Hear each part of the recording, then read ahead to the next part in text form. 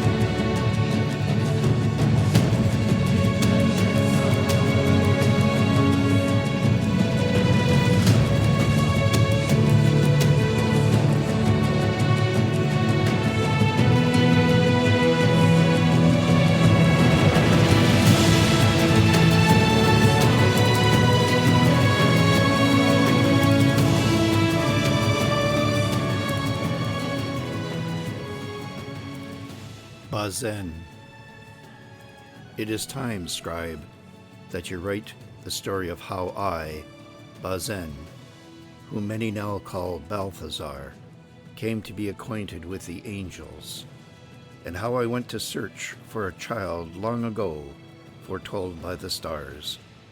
For the angels brought to me, King of kings that I am, another king of the lands of the Indus, far away from across the sea, a warrior queen of Scythia, and her king consort from the northern plains of Asia, a magus from the worshippers of the sun in Persia, a child princess of the farthest Alexandria beyond the highest mountains of India, an eagle master, and a very curious fellow from somewhere in the future, together with a beautiful philosophia to the shores of my country.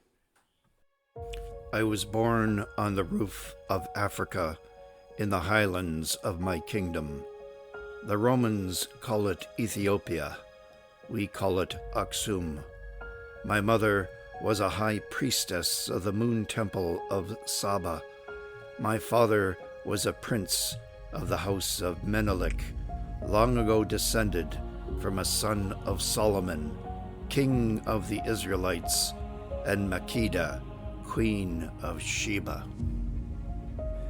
Mother told me that my birth was foretold by a seer who spoke of a dark prince who would carry the light of the world upon his brow.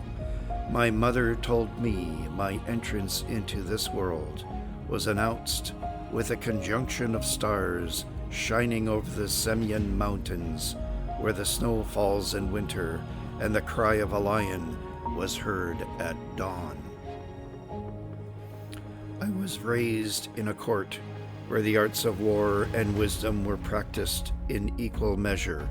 I was trained in the martial arts and the intricacies of statecraft, in the language of the Hebrews and the Greeks, sacred astronomy, and the mysteries of the medical arts. My kingdom, Aksum, straddles two continents, Africa, and separated by the straits of Bab el-Mandeb and the Erythraean Sea, Felix, Arabia. I was sent to study under the Nabatean sages and traveled their desert trade routes to learn their culture, their language and ways, befriending many of them while I stayed in their capital, Petra.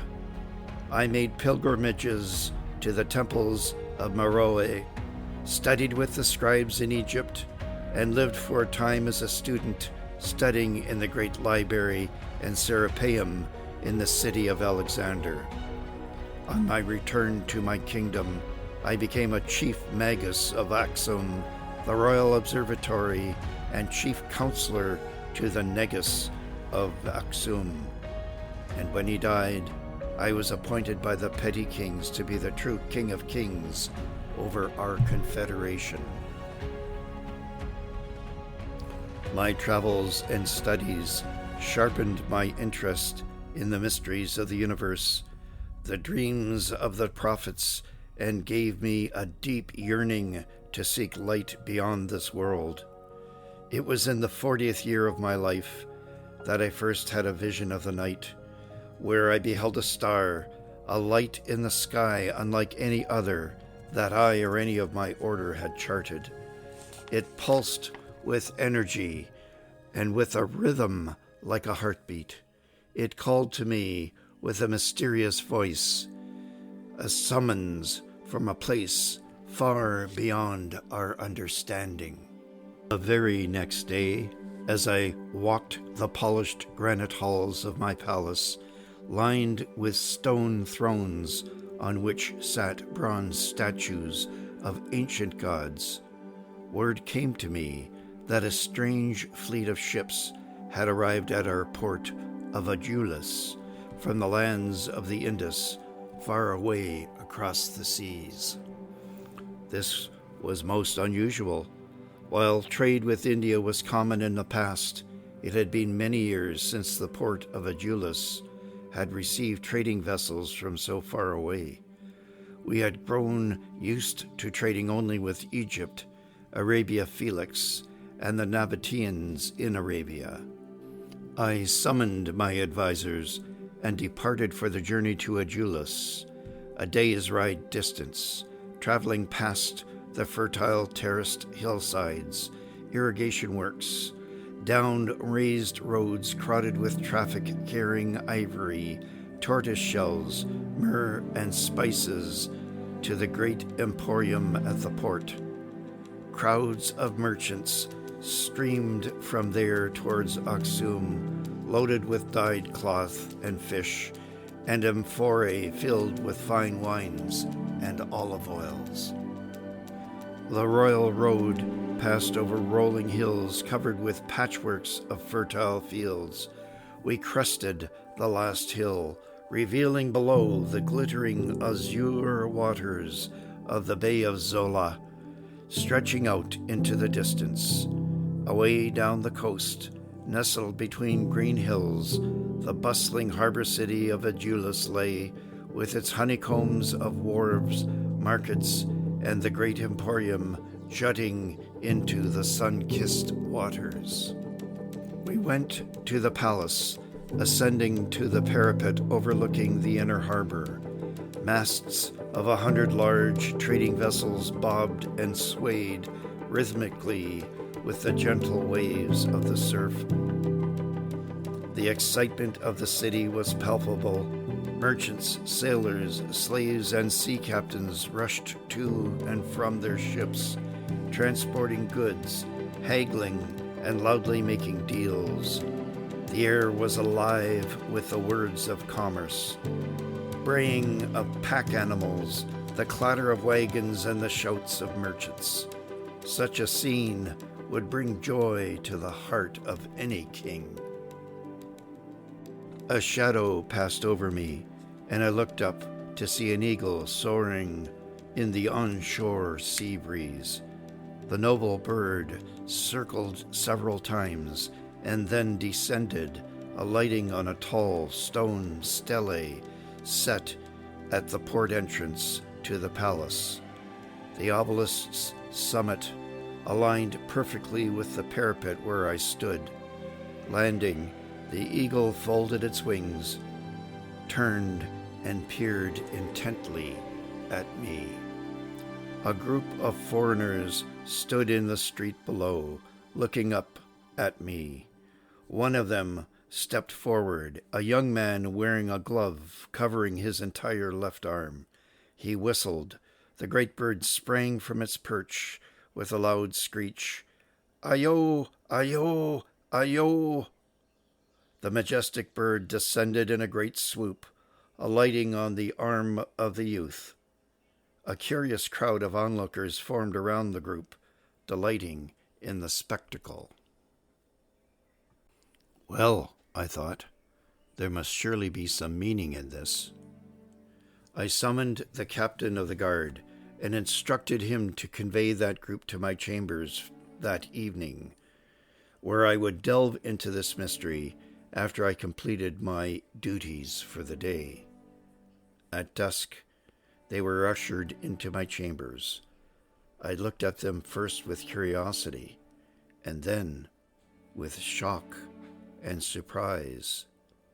Standing before me, in the front of this group was a tall, slim, elegant figure, a beautiful woman dressed Greek style in a simple white peplos pinned at the shoulders and bloused at the waist, falling in appealing folds to her feet. Her long flaxen hair was bound with silver ribbons and gathered in an attractive bun. I looked into her familiar liquid eyes, wide and bright, ice blue, set in an oval face with full vermilion lips and a delicate chin. I could not contain my astonishment. Her face also broke into an astonished expression as recognition dawned on her as well. Next to her was another person I also recognized, a well-groomed, pleasant-looking man of angular frame, dressed in a simple white tunic, sashed at the waist. His features were transformed into an expression of surprise and recognition. He spoke in that curiously accented Greek that I found so unusual those many years ago. Adam could not restrain himself. "Bazen, by all that which is holy, what are the chances? No, this is more than chance. This was ordained." The captain of the guard stepped forward and put his hand on Adam's chest.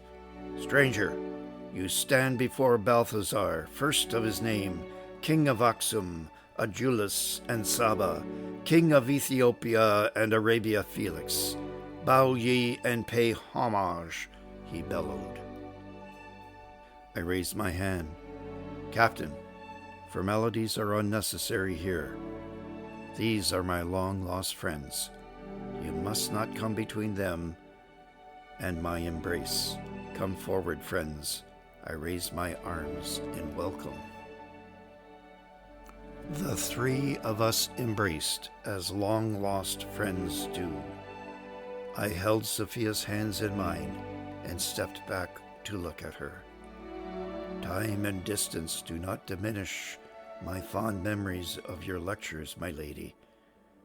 You stirred my soul with your insights into mathematics and movements of the stars, I said. I turned to Adam and put my arm around his shoulders. And you, dear physician, your talks on anatomy still inspire. Your knowledge was so far beyond what the great masters knew. I have devoted many years of study, then, to the healing arts.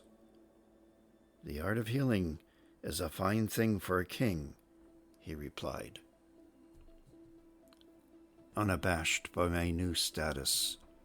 And you, dear Bazen, now Balthazar, king of Aksum, that sounds so strange. You were one of my most devoted students. Yes, my lady. Bazen was my name then.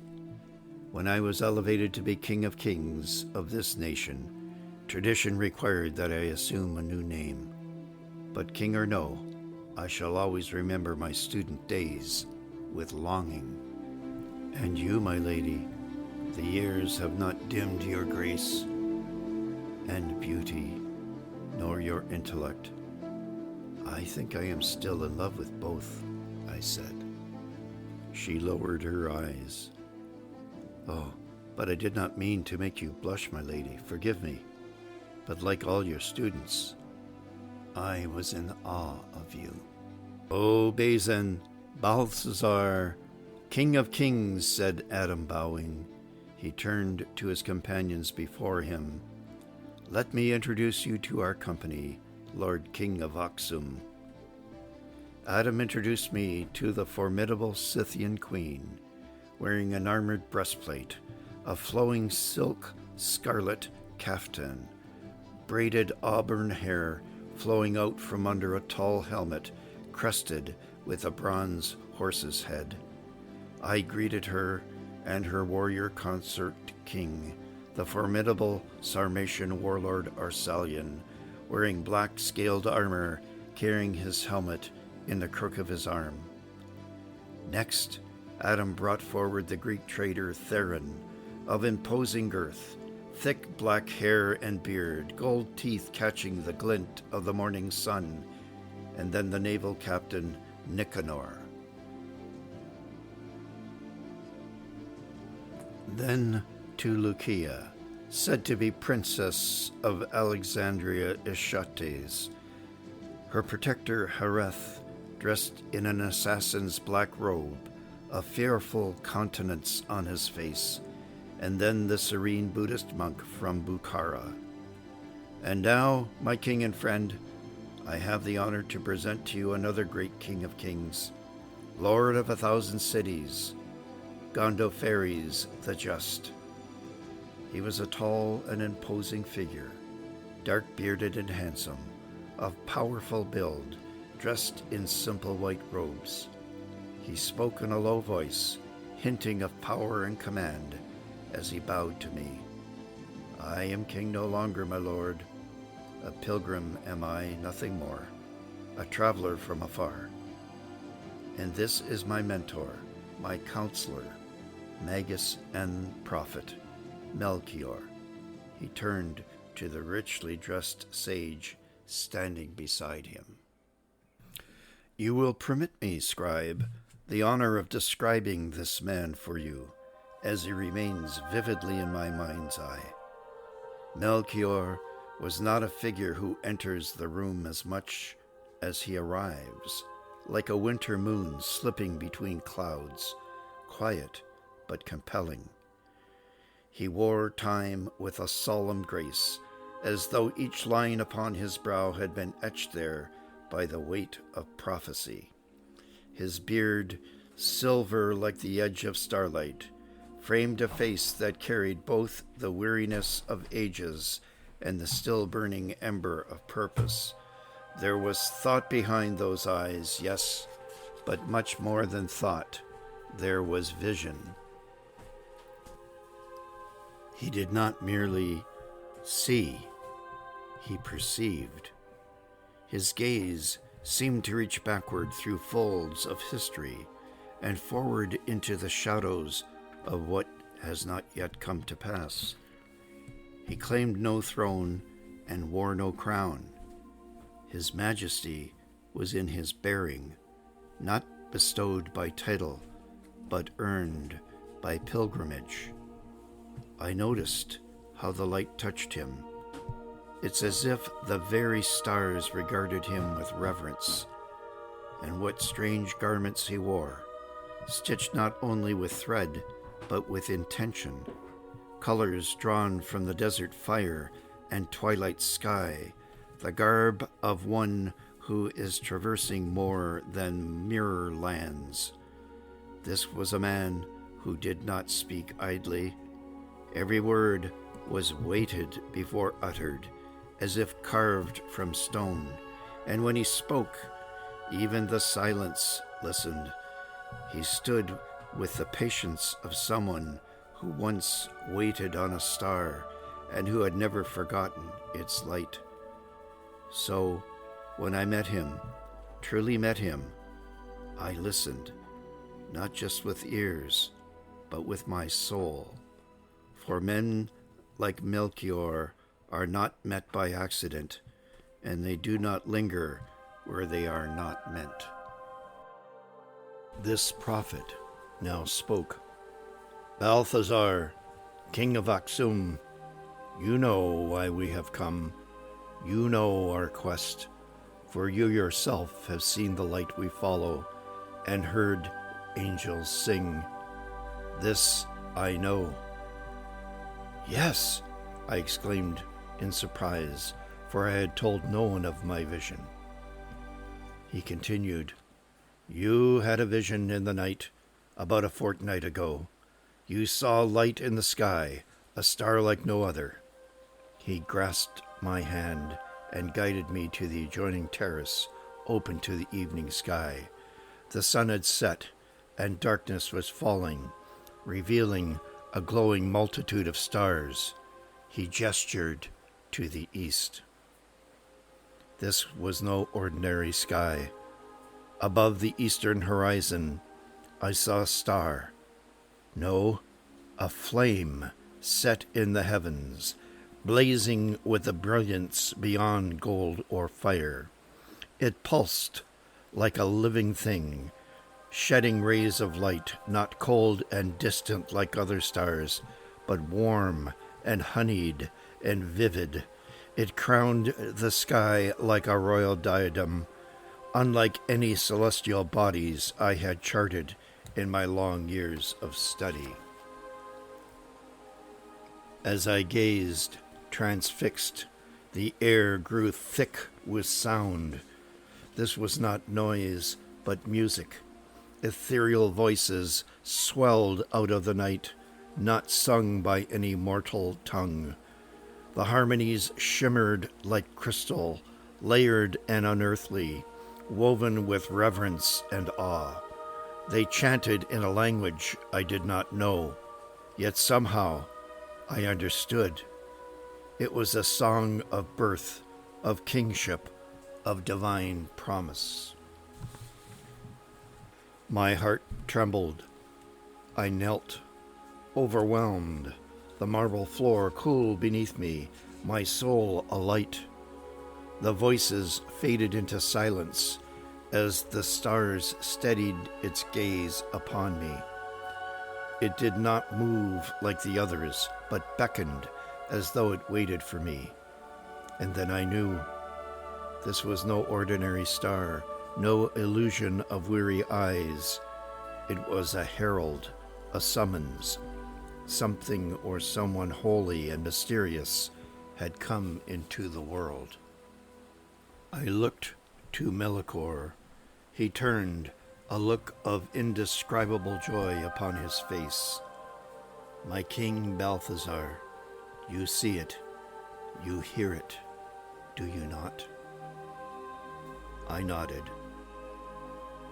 I see more than light. It is though the heavens opened and they poured their very soul into the sky. I hear voices, angels perhaps, chanting, singing not to us, but because of something much deeper. Melchior nodded slowly. I hear them too, and their song found me in a dream. It was not a lullaby, but a proclamation. Each note carried weight, like prophecy woven in melody. I woke before the sun and saw the same star. It pulled at me, but not with force, but with promise. I turned to face him. I doubted my senses. I thought, have the long years of searching made me mad? But no dream could craft such clarity. That star did not rise. It descended gently, as if to meet my eyes. Melchior smiled faintly, his eyes taking on a faraway look. We Magi have watched the skies for centuries, my lord. We read portents in comets. We chart the will of the divine in celestial movements. But this is not an omen. This is an invitation, a message written not in riddles, but in glory. You speak as though you know where it leads, I whispered. Not where, but whom, he gestured toward the star.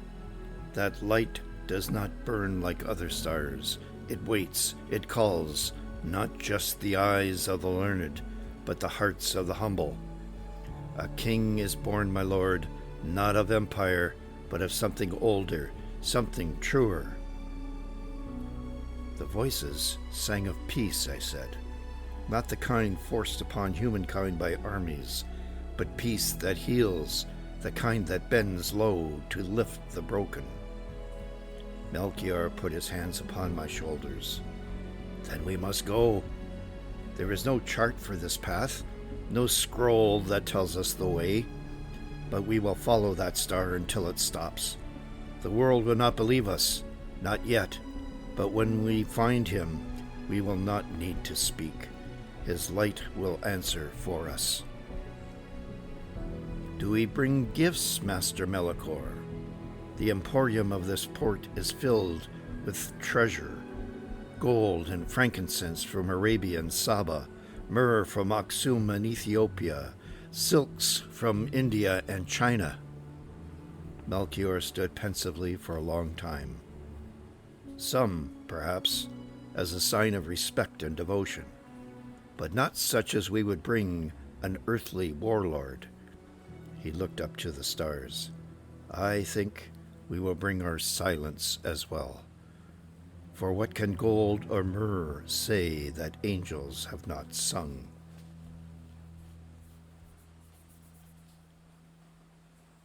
Gondophares joined us on the terrace, his eyes fixed on the living, pulsing star. So now you have seen it too. Have you heard the voices? Melchior turned to him, a look of joy upon his face. These voices from heaven do not speak to one land alone, my king and fellow traveler. I nodded. 3 continents, 3 watchers, 1 flame to guide us. Do you hear the voices, my lord Gondophares? He strolled over to the stone bench and sat down, gazing at the living star. Not with my ears, but with my soul, my blood. It calls me at night in my dreams, and through a child, a visitor who appeared from nowhere. Each of these spoke a single word to me, Almighty. In our tongue, it means holy devotion. When the star appeared, I had no choice but to follow it. Melchior sighed. This is no omen for a single kingdom. It does not foreshadow war and conquest, but redemption. Gondophares nodded solemnly. Yes, kings ascend with fire and war. This one ascends with silent voices and song. The earth does not tremble under this coming. It waits. After a few moments of silence, I spoke. The voices I heard sang of a birth, but it felt like more. It was as if the very nature of power was turned inside out. It is as if the throne of heaven had slipped into the swaddling clothes of an infant. Gondophares, his eyes shining with conviction, now spoke. Yes, a child who is not merely born to rule, but born to reunite, to heal what has long been broken. But what child can bear such weight and not be crushed? Said Melchior softly. Only one who does not come to take, but to give, to pour out, rather than gather in, said Gondophares. The 3 of us lapsed into a long silence. Finally, I spoke. Yes, we must bring gifts, but no matter what they are, we will feel small. What gift is worthy of one who comes as heaven's own breath? Melchior spoke gently. I think the gifts will be our presence, our witness. The world may not yet know, but we will see him, and in seeing, we will carry that light back to every tongue and temple. Then we must go, not as lords to be honored, but as seekers, as servants to the stars, said Gondophares. I felt a presence behind me, and I turned to see Axia Panopliades, she who was worthy of armor, coming to stand with us, her face upturned to the star. with her husband Arcelion at her side. Here's our queen from the north, queen of the Massagetes, and with her warrior husband, Prince of Sarmatia, said Gondophares. You are not the only ones who ride beneath that star, she said quietly. Seeing her there stirred something deep inside me. A deep inspiration and understanding welled up, and I heard myself say these words. Great Queen of the Scythians, Spirit of the endless plains, Daughter of wind and spear, do you see this light? Hear you its voice in your heart? She looked at me, her face serene, and spoke with calmness. Yes, my lord, I see the light, and I feel the voices in my heart. I have been a warrior queen, commanding the hosts of the steppes. I have ruled the horse tribes and broken the sons of kings and would-be kings in battle. I was taken from the world of the living twice in my life, the first time by the hand of Adam the Wise, and the second by the torchbearer who rescued me from the darkness of my father's kurgan. But none of this prepared me for what I saw 10 months past. That light appeared in the sky. It rose like a fire over the steppes. It hushed our herds. Our shamans stood still. My warriors fell to their knees. I heard no voice, but I felt a command, an invitation that must be obeyed. Gondophares took her hand. Yes, and you have come from so far away and through much toil and danger. Axia turned to Gondophares. But not for conquest, my lord. I come for reverence. We have followed that star through darkness, mountains, snows, and silence, seeking allies and finding that we are not alone. And we have come from temples, scrolls, and visions. You come from the sky and the sword, yet the star binds us all, said Melchior, his eyes radiant.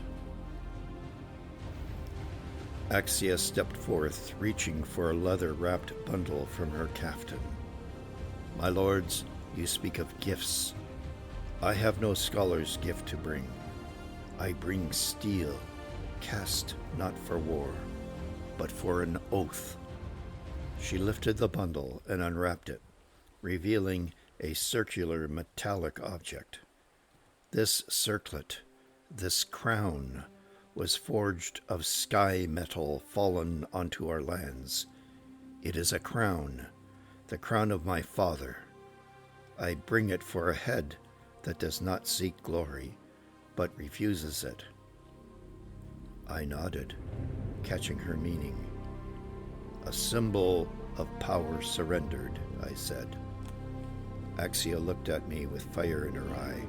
Yes, of kingship redefined.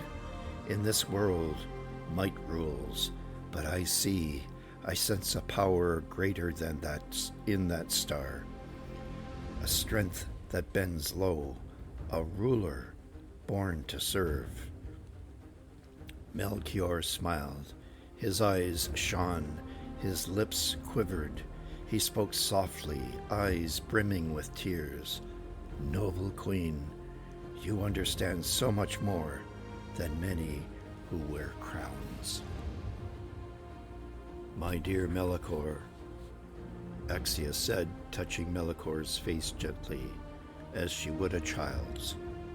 In our voyage here, you have filled my soul with your wisdom. It was you who have taught me that a true king or queen needs no throne to make them mighty. They only need truth. She looked upwards to the star, and that truth calls all of us now.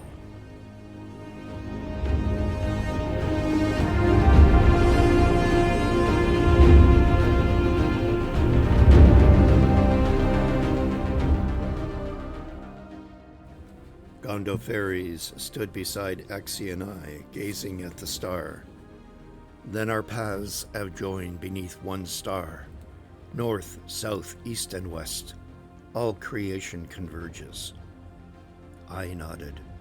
Gold, frankincense, myrrh, oils for the journey, and now a crown laid down, each gift a reflection of the one we seek. Melchior clapped his hands. Then let us go together. He lifted his hand to the star and continued. He waits, not at a palace, but in stillness, in humble dwellings we shall find him. Then let us take ship and then ride, for I would kneel before this child and see what even a battle could not teach me. The power of peace, said Axia.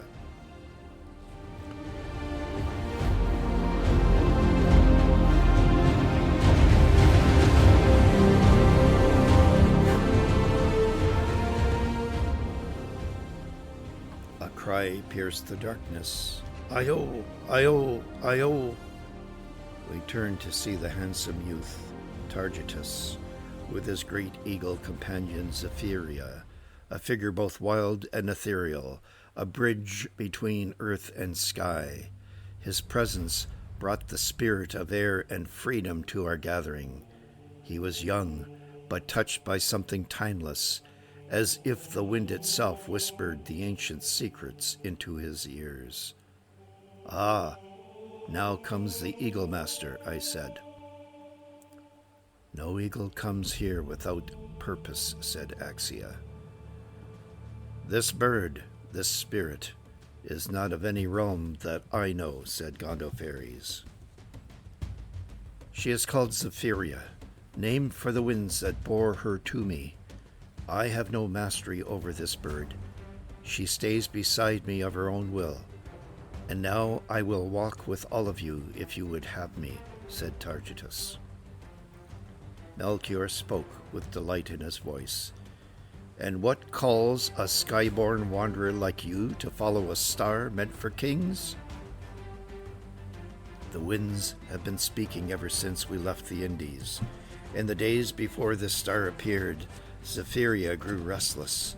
She has flown above the clouds, refusing food, eyes fixed on something only she could see. Then tonight, she soared toward the east, toward the light that I could not yet see. But now I do. Here it is, before me, said Targetus. I looked at the great bird, unhooded and sitting proudly on her master's arm. A creature of the skies bearing witness to something greater than the sky, I said. Axia approached him, studying his face carefully. My dear Eagle Master, you are no king, no priest, no queen or seer, and yet you would come? What gift would you bring, Eagle Master? Targetus reached into his cloak and drew out something. A feather, he said, not from Zephyria, but from her mother. He held it out, a long, iridescent feather faintly glowing under the starlight. It is a feather that once flew where no man walks. I offer it as a token of the sky's obedience to the ground, of freedom choosing humility, he said. Even the eagles bowed to this child we seek, said Gondophares quietly. Melchior smiled, his face radiant. You carry no title, no scroll, no sword, and yet your heart is unclouded. It is the young who most often see the truth first. Axia smiled.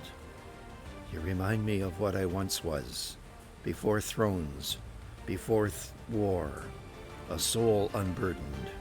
Yes, come travel with us under this star. And Zephyria will fly ahead. She will follow the wind that leads to him, and I will follow her, said Targetus.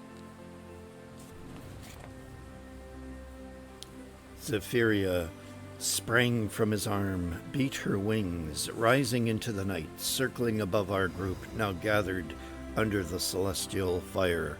Her cry echoed again, and for a moment we were all still, listening to something ancient and vast carried on the air.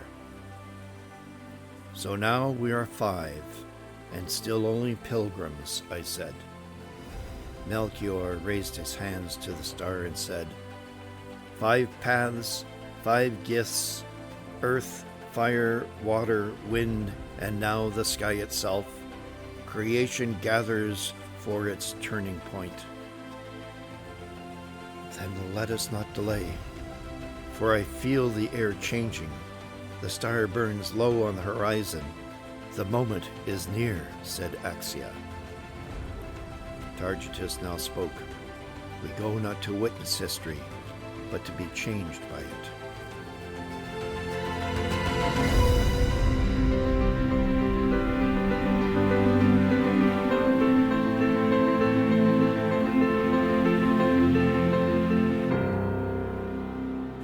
A sudden gust, not from any direction, pressed outward from the air itself, rippling the fabric of the night and the lighted braziers on the terrace. A sound like the trembling of distant glass or the great wing beat that never ends swept over all of us. Adam came onto the terrace and joined our group. Axia looked at him. Another sign, all you see? An omen, perhaps?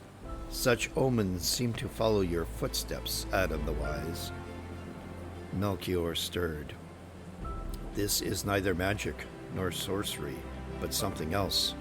Speak, Adam, so that we may understand. Adam stood before us, his back to the terrace railing and the star. I think the time has come for me to reveal something to you, my friends and companions. I am Adam. Aliqui, they call me. Someone. I was sent, not by kings or empires, but by those who serve the Most High. I am not from this time and place. He looked around at his companions slowly. I was brought to this place in a way that I do not understand. I awoke beside a great river of life, in a desert I have never known, beneath a sky I had forgotten.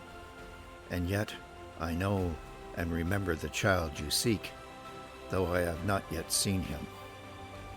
I looked at Adam with narrow eyes. You speak in riddles. You were sent from where? Adam was quiet for a few long moments. He looked to the sky, gently nodding his head, and then looked to me. From what you call the future. We were all silent, thunderstruck, trying to understand what we were being told. Adam continued, I am a son of centuries unborn. I have walked streets paved in glass, where men fly faster than eagles, and voices cross the oceans on lightning. He looked up to the sky overhead and then to the star near the horizon. Yet none of that holds the wonder and peace I feel here and now. Gondophares broke the silence at long last. Then you were summoned, not for what you know, but for what you lack. Such a mystery. Adam smiled sadly. Yes, wonder is in short supply where I come from. Belief is somewhat rarer.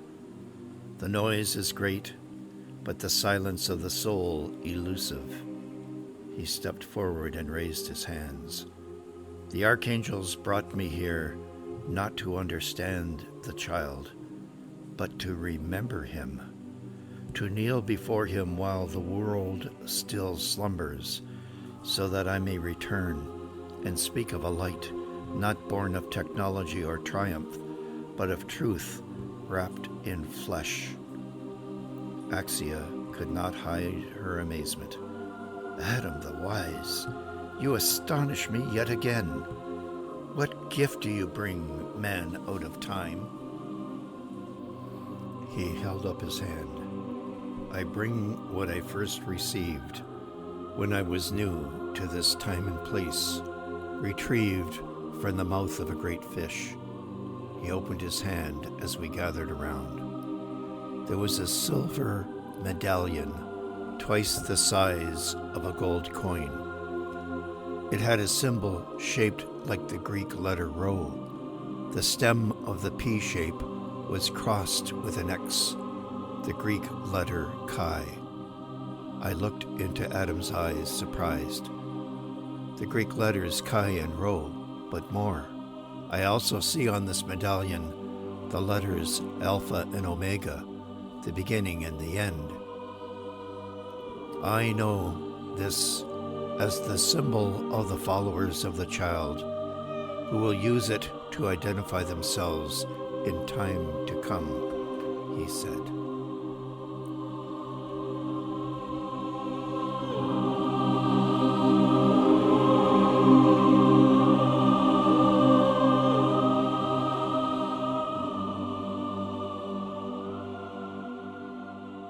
Melchior laughed joyously. A fitting gift. The child will be the beginning and the end. Of course you must come with us, Adam, he said. You carry not the past, but what is to come. The circle will be complete. My friends, said Adam softly, I thought I came to this time and place to watch, to merely watch.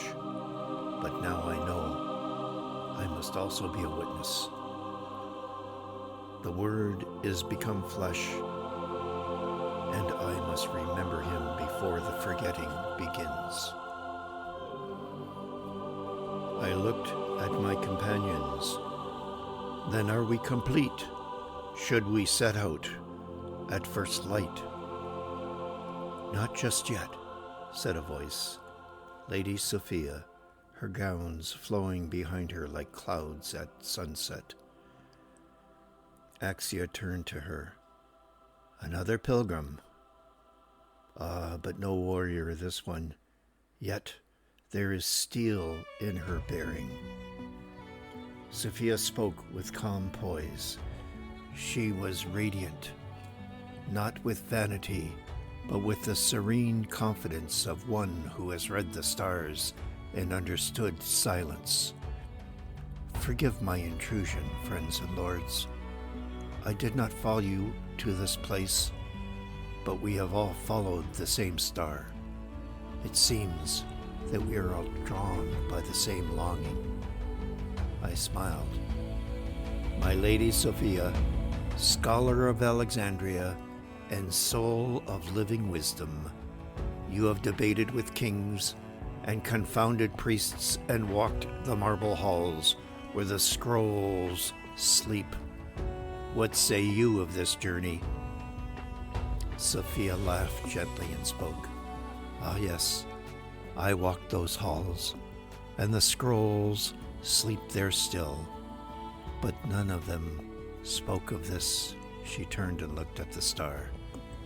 This star and the silent voices, this Logos, has taught me more than all the books I've ever read. I would know, my lady, what it has taught you, said Gondophares. She turned to him. A whisper in a dream. This star, this light, it moves unlike the others. The path is not ruled by heaven's laws, but by a will. I have read many scrolls. I have studied Euclid's proofs, Pythagoras' harmonies, and written verses on the unmoved mover. But none of them have explained this. I came not to solve a question, but to stand before the answer. And I discern now, here is a wisdom greater than knowing, a flame that burns in mystery, not clarity, and that even The greatest minds must learn to bow to it. Will you come with us then to see this child? Said Targetus. She nodded. Yes, but not to test him, not to question him, but to witness the one truth too large for words.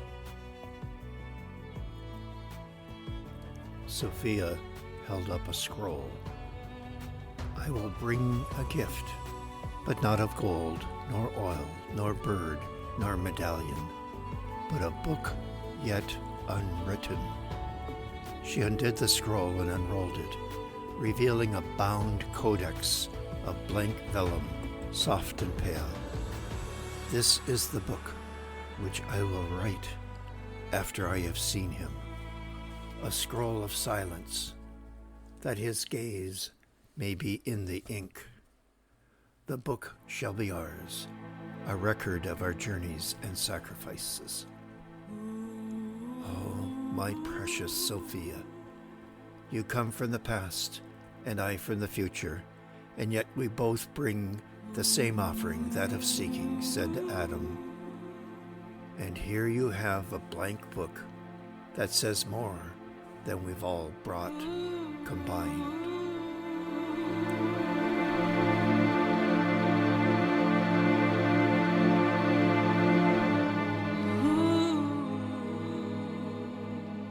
Sophia met Adam's gaze, eyes shining. Yes, my love, you come from the world of what will be, I from the world of what has been. But here with him is the center. So, we are now seven lights gathered beneath the greater light, I said. Melchior looked to each of us. The king, the queen, the priest, the youth, the wanderer, the stranger out of time, the philosopher, he said. What story will this be that draws every kind of soul? This is a story not written by humankind, said Axia. Sophia grasped my hands earnestly. Lord King of Aksum, I have debated the nature of being, the shape of the soul, the essence of the good, but tonight I lay my questions down, for the answer lies ahead, wrapped in an infant's swaddling clothes. Sophia looked at each of us. We are the seven, like the seven lights that move across the heavens, like the lamps before the holy places. She looked east to the star. The dawn is near. I wonder, will he ask questions himself when he is grown? Said Gondophares. Adam spoke softly, carefully, his voice wavering. He will die between thieves, but rise again. He felt silent. And then, as if waking from a dream, he said, but tonight he sleeps. We all turned to watch, lost in thought, at the star near the horizon as the dark of the evening descended.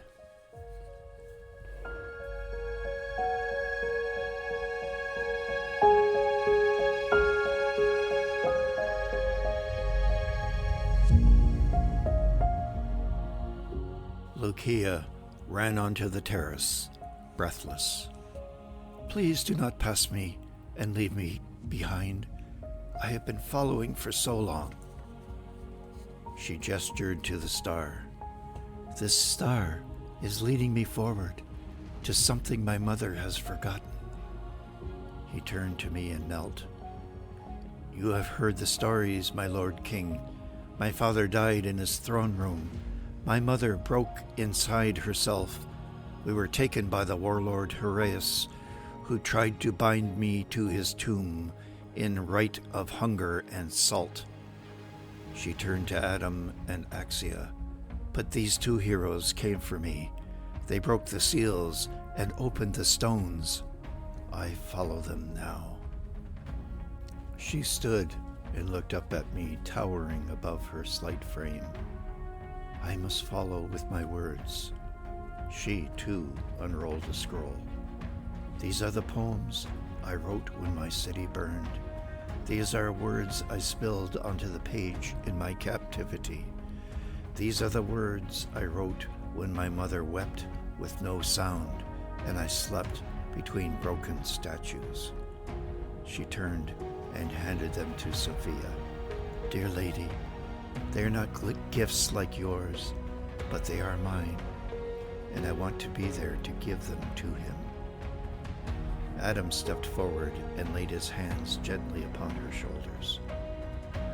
You are not too late, child. In every age I've known, poets arrive when kings fall silent. Targetus stepped forward, tears streaming down his cheeks. He wiped them away. Even the eagle is bowed to sorrow spoken like this. Gondophares turned to Melchior, a prophecy. She should go where we go, but it is a path that may break her. Melchior smiled kindly at the girl, placing his hand gently upon her head. She is already broken, but she shines through the cracks. He knelt so that his face came level to hers. You come with us, child of the furthest city. Your mother's madness may yet be mended in the light of this child. Lucia looked up to the star. If he is who these voices say he is, then maybe even she could be made whole again. You shall ride with me, child. My saddle is wide and my arms strong, said Arsalian, stepping forth to embrace Lucia. So, we are 8 companions in this fellowship. The sacred octave. A harmony begins, said Sophia. 8 notes, 8 witnesses, and soon the song shall begin, said Melchior. Gondophares knelt before the girl. Come, child, can you give us a song? Lucia raised her arms to the star and sang in a clear, pure voice that rose to the very heavens. I was born in a broken tower, where the lions on the fountains died, where my mother sank to shadows, and the gods forgot to cry. But a whisper broke the silence, like a silver thread through stone, and the star that walks in heaven told me I was not alone. Oh, star that walks not still, not far, you carry kings and dust alike, through shattered gates, through desert scars. You burn without a pyre or spike. If you are leading to that light, then follow I through the night. I saw the queen of the Scythian place, with a sword across her heart, and the priest who dreams in riddles of the skies and golden charts, the youth who speaks to eagles, the stranger out of time, and the wise one who bows in silence and follow what they cannot find. Oh, star that walks not still, not far, you carry poets lost and small through ruined cities, braves ajar towards the child who holds a soul. If he remembers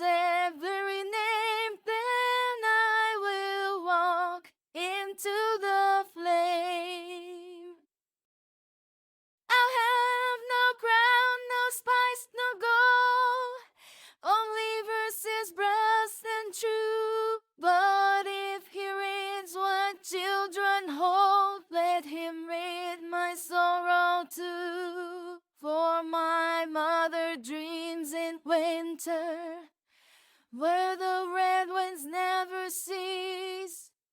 Let this child be born for madness. Let him sing her back to peace. O star that walks not still, not far, you gather those the world forgets from every well-negating scar, from every end. A promise said, if he is light beneath the straw, then I will kneel and sing with her. She turned to look at me, face aglow in the starlight, and then ended her song.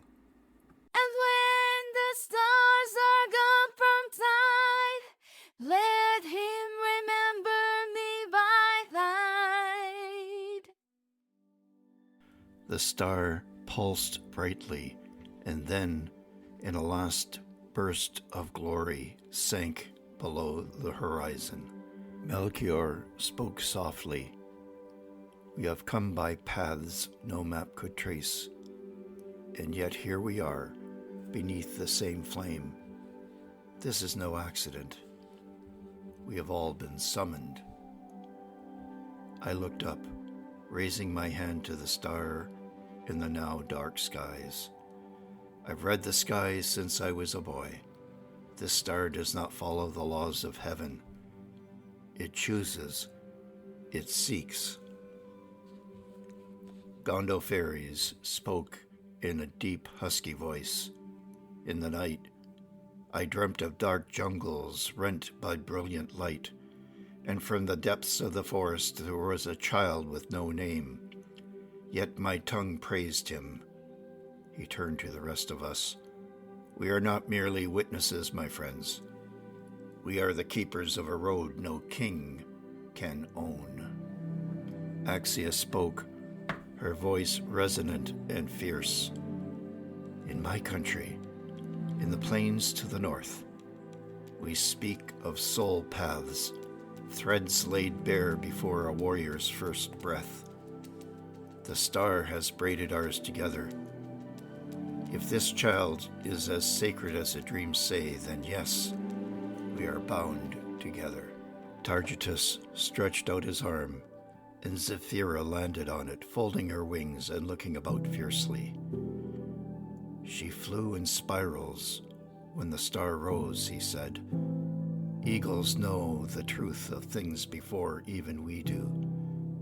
The path is not only through sky and stone, but through what we will become as we walk it. Sophia stepped forward, her eyes gleaming. Each of us holds a fragment of the Logos, the words scattered before time began.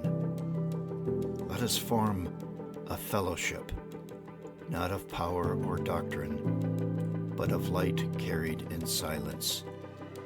Let us become a league of star bearers. In my time, you will all become legends. But no book speaks of this moment. The world will forget this fire, but not what it births, not the child, not the choice to walk towards him, said Adam.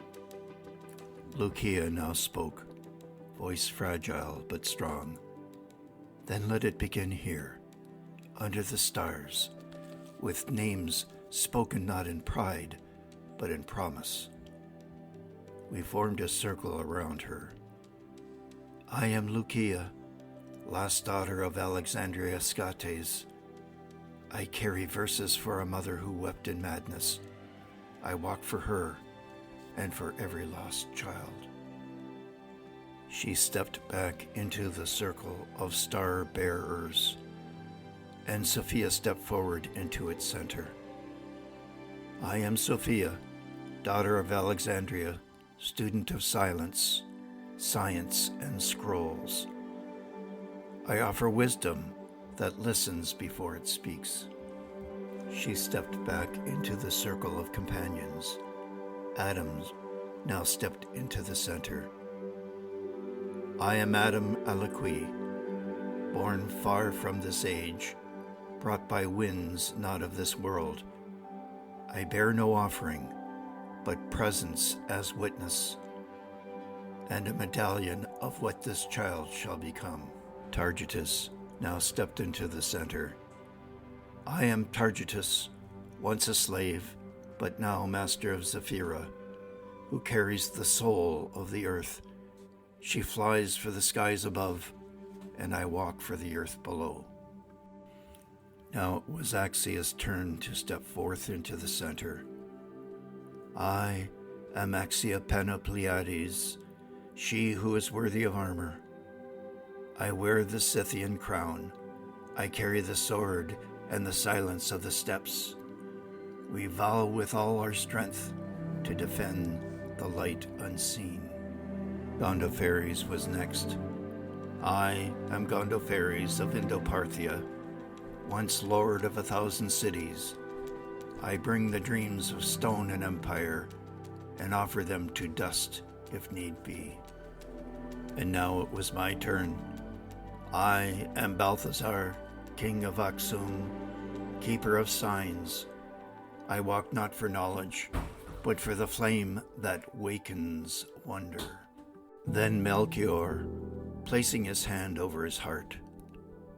Melchior, watcher of the dawn, let this be our covenant, not to find glory, but to serve what is to come. Sophia spoke. So it is. We walk not to discover the light, but to become it. Melchior stood before each of us in turn and spoke. Let us make this vow. We vow, beneath the ancient stars, before flame, wind, and silence, that we shall not walk for power nor praise, but for the light that draws all true hearts together. We shall keep the fire in our souls kindled, to guide the last, to comfort the grieving, to shield the child whose name will change the world. We shall speak the truth in the shadows, guard the wisdom entrusted to our paths, stand beside our fellow bearers, as flame stands beside flame, distinct yet one. This we swear by the star that walks, and by the voice that sings behind all stars. We each held out our right hands. Our voices melded into one. This we swear.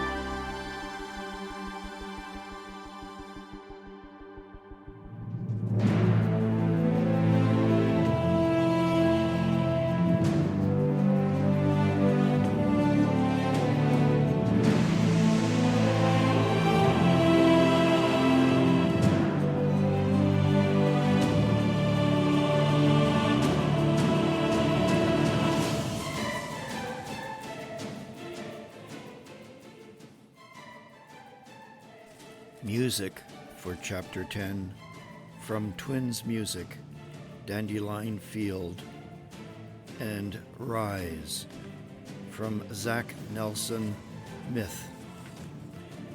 Unknown by Unknown, Sad Business from ED Records, Legends. The Starbearers Chant by Raymond Collodi.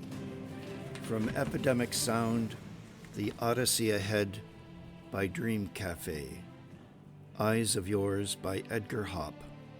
Umbra by Jacob Aubum. The Dark Turns to Light by Hampus Narcellus. Godsend by Johannes Borloff. The Sum of All by Christopher Mo Ditlevson. Tides by Jacob Albaum. Valley of the Kings by Hampus Narcellus. A Hero Will Know by Bonnie Grace. Return of Light by Christopher Mo Ditlevson, Umbra by Jacob Album, Army of Angels by Edgar Hopp. Archangel Chronicles 2, copyright 2025 by Raymond Colati, all rights reserved.